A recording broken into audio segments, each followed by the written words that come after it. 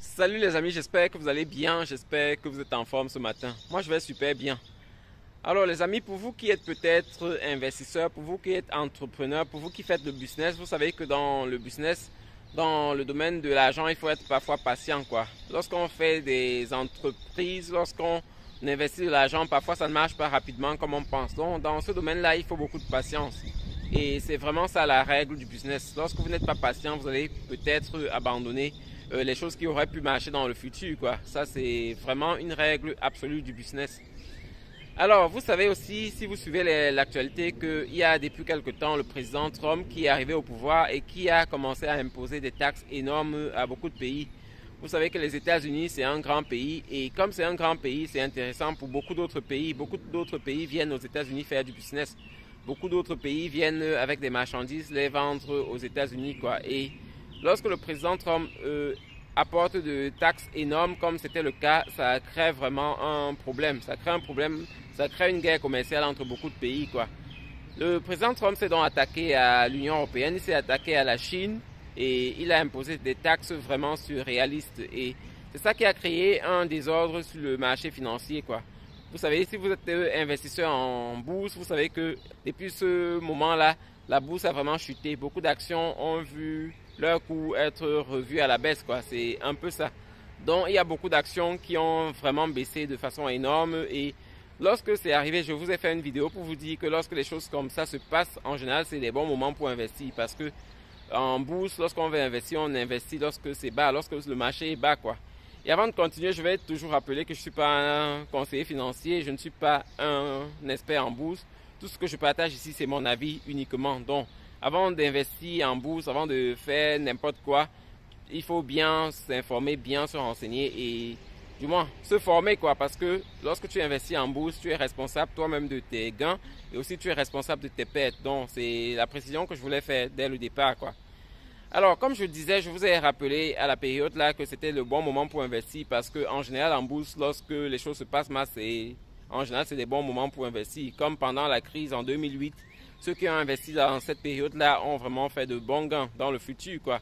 Et aussi, il y a eu plusieurs autres crises. Il y a eu la crise du Covid. C'était aussi des bons moments pour investir. Il y a eu encore le début de la guerre en Ukraine. Les gens ont paniqué, les gens ont vendu les actions et les actions ont baissé. C'était aussi le bon moment pour investir. Et ceux qui ont investi à ces moments-là ont vraiment eu du profit, quoi. C'est un peu ça.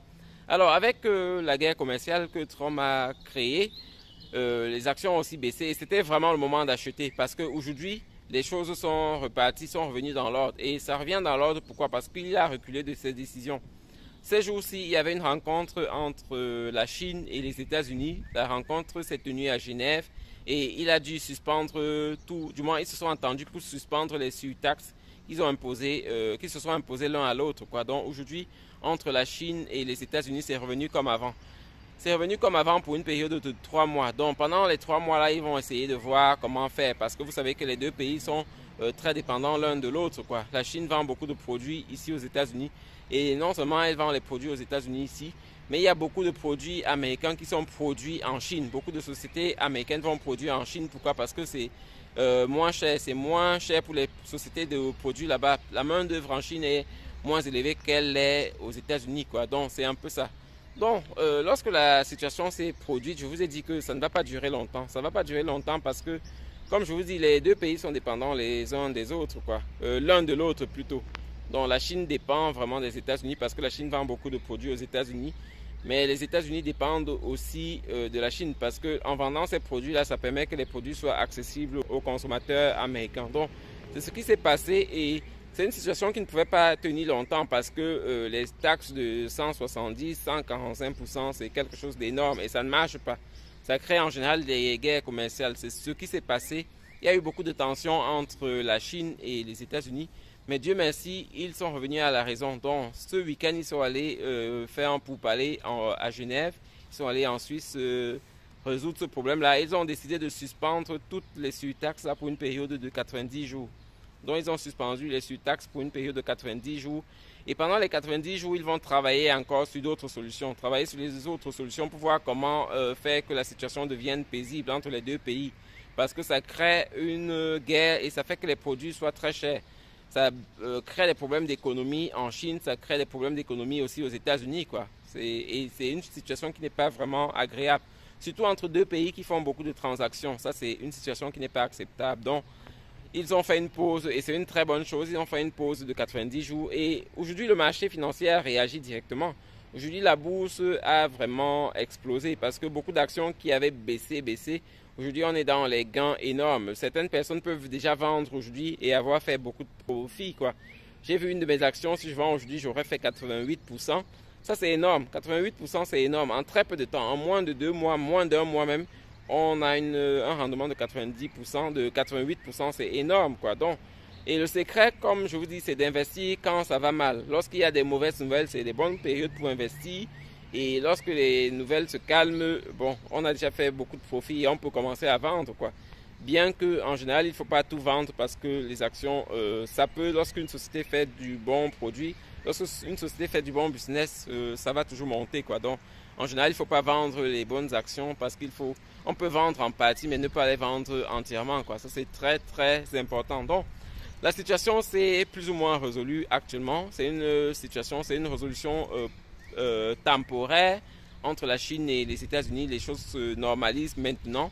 On espère que qu'ils vont trouver une solution pour le futur parce que 90 jours, après les 90 jours, si les choses reviennent comme c'était avant, ça n'aura servi à rien, quoi. Donc, il faut que pendant les 90 jours, ils essaient de trouver une solution. Ça permettra que l'économie commence à tourner parce qu'on est presque dans une récession actuellement, quoi. Donc, c'était un peu ça. J'espère que le président Trump va apprendre de ses erreurs parce que c'est quelqu'un, depuis qu'il est arrivé au pouvoir, il prend des décisions et il revient sur ses décisions tous les jours. Je ne sais pas c'est quoi sa tactique. On a l'impression qu'on a affaire à quelqu'un qui ne comprend pas comment ça se passe, quelqu'un qui peut-être comprend son business immobilier, mais qui ne comprend pas la politique mondiale, quoi. En tout cas, c'est mon impression. J'espère qu'avec les erreurs qu'il multiplie, il va pouvoir prendre de bonnes décisions, il va revenir à la raison, quoi, parce que créer des situations comme ça entre les pays forts, entre les pays comme la Chine, les deux puissances très fortes dans le monde, ça crée un désordre économique, ça crée un désordre financier. Donc c'est une situation qui ne pouvait pas normalement rester comme ça. Et en business, en général, chacun travaille pour lui. Vous avez vu, par exemple, Amazon a décidé de montrer aux acheteurs l'impact des taxes sur les produits. Amazon a décidé de montrer à toute personne qui vient acheter sur sa plateforme l'effet de ces surtaxes-là sur le prix des produits, quoi, pour montrer aux citoyens qu'on n'est pas responsable de ces prix élevés, quoi.